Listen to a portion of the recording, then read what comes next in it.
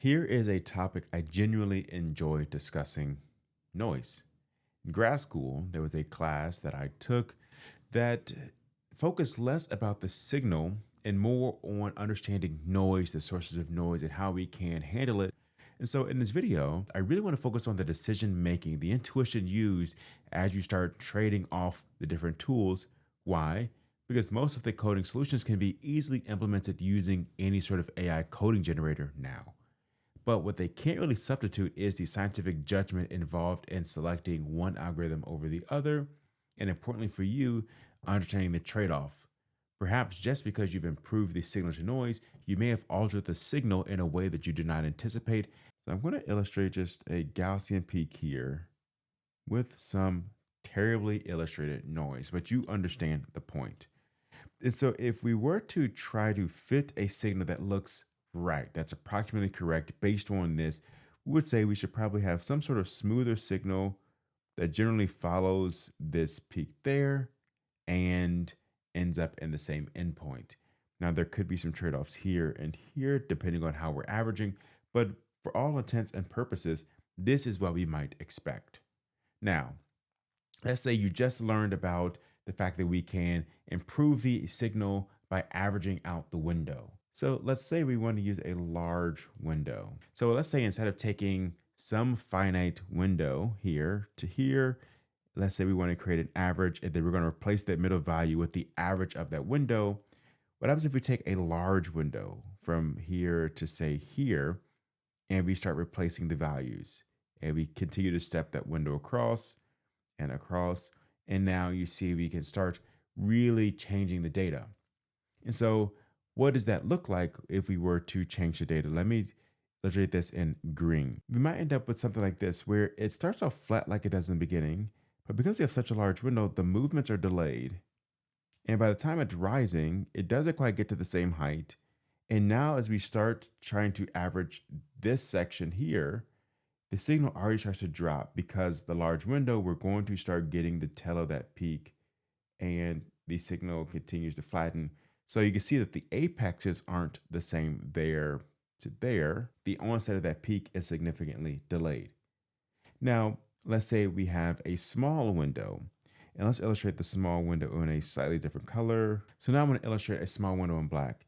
And in this case, the beginning is going to look about the same, but now it starts to pick up some of that noise. We actually, because the window is really small, and if I were to exaggerate it, is not really avoiding the noise. It's just reproducing that signal. Maybe it's slightly better, but maybe it's not. And so that's the small window. So with the small window, we're going to still see a lot of noise. And with the large window, we might decrease our signal. So signal will go down. Additionally, we're going to definitely see some changes on the tails of that peak. So in this case, I have a really broad peak, but if we have sharper peaks, you also want to be careful for what we're going to do around the baseline of that region. So now let's switch to the Python notebook and use a real example, and let me illustrate some of those trade-offs programmatically. So here we are, and if you want to follow along, as always, you could go to my Python for Analytical Chemist repository, go to notebooks, and we are now in chapter 3, signal processing, and the noise, signal, and smoothing. So check this out. It's going to be very helpful for understanding what we're doing here, and you can follow along in the notebook directly. In this notebook, we're going to be generating simulated UV-Vis data. That's going to be really important because it'll allow us to understand exactly what the signal is and what the noise is. So we have a ground truth built into this experiment, but the data is going to look incredibly realistic. So as you understand this, you can directly apply much of this same code to your real life lab data. And so here we're building the signal. We're going to run the simulator. Check this out. It's actually pretty cool in how it works. So here is that illustration now rendered programmatically, where the noisy signal is illustrated in gray and the smooth true signal is illustrated in blue. So let's try the moving average.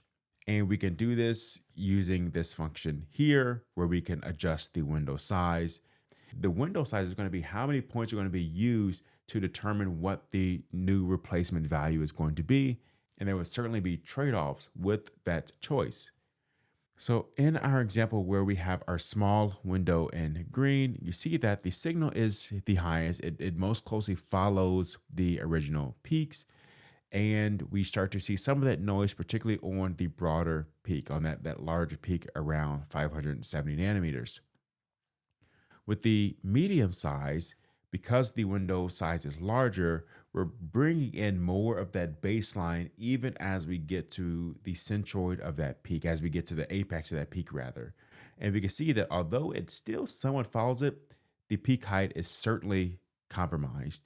And then as we go to the largest window, where we have a window size of 31, we see that the peak here is essentially flattened. This narrow peak cannot withstand a window size that large. However, the broad peak is rather unfazed, even in the largest range here, where this trade-off here might not be that problematic. Now, this next section is something that's probably better if you digest after this video, but I provide a couple of functions so that we can understand what's happening mechanically with these peaks as we change the size of the window. And so we have our raw trace. We can see the noise sigma, the height, the amount of signal that was preserved for the narrow peak and the broad peak, and we can see those differences. And so with the small window, most of the original signal is kept, including the noise on that peak. For the medium window, we start to see we've lost half of the peak area for the small peak, and we maintain nearly all of our signal for the large peak. For the large window, where we really start to flatten out the small peak, we see that we've lost a lot of our signal. We only have 27% signal left, while we still maintain most of the signal for that broad peak. And so this is really important as we consider the difference between an experiment like mass spectrometry, where the peaks could be narrow, but there's several data points, versus UV-Vis, in which the peaks are broad, but there could be fewer data points. And so there's no set number, 5, 10, 15. Sometimes it could be 251. And so I want to leave another point with you as we think about this small peak here. As we think about what the true data is telling us, and as we think about signal processing, we have to continue to ask ourselves, are we changing the chemistry? Are we changing what we're representing through this process? Now, we're never going to fully eliminate the noise, and I truly believe we don't want to eliminate all the noise. We just really want to focus on what does the data need to answer. Are we going directly to shareholders and we need figures that help represent what's going on? Or are we going to be passing this data into another secondary or tertiary process like machine learning or chemometrics? The goal is to properly represent this at all times and use our best scientific judgment, even as we start to wield these powerful tools to scale our analysis and understanding of the data. If you want to see more about this process, go and look at the repository and subscribe to the channel. I'm going to go over way more signal processing in the next several videos. In any case, I'll see you in the next video. Peace.